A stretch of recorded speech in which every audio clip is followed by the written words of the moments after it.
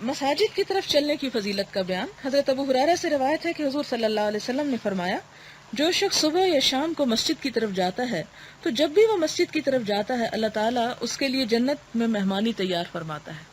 یعنی وہ جہاں مسجد میں رہا ہوتا ہے لیکن اس کے لیے وہاں پر مہمانی کی چیزیں تیار ہو رہی ہوتی۔ حضرت ابو ہریرہ رضی اللہ تعالیٰ عنہ سے مروی ہے کہ حضور صلی اللہ علیہ وسلم نے فرمایا، جو شخص اپنے گھر میں طہارت حاصل کرے اور پھر اللہ تعالیٰ کے گھروں میں سے کسی گھر یعنی مسجد کی طرف جائے تاکہ اللہ تعالیٰ کے فرائض میں سے کوئی فرض ادا کرے، تو اس کے مسجد کی طرف اٹھائے ہوئے قدموں میں سے ایک قدم پر اس کی ایک خطا معاف ہوگی اور دوسرے قدم پر اس کا درجہ بلند ہوگا۔ حضرت ابی بن کعب رضی اللہ تعالی عنہ سے مروی ہے، فرمایا، انصار میں سے ایک آدمی تھا، میں نہیں جانتا کہ کوئی شخص اس کی نسبت مسجد سے زیادہ دور رہتا ہو اور اس کی کوئی نماز قضا نہیں ہوتی تھی۔ اس سے کہا گیا، اگر تم ایک گدھا خرید لو جس پر سوار ہو کر تم تاریکی اور گرمی میں آ سکو تو بہتر ہے۔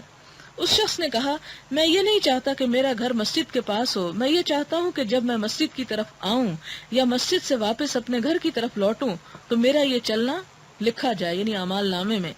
حضور صلی اللہ علیہ وسلم نے فرمایا، یہ تمام ثواب اللہ تعالیٰ نے تیرے لیے جمع فرما دیا ہے۔ یعنی مختلف طریقے ہیں ثواب کمانے کے، اصل بات نیت کی ہے۔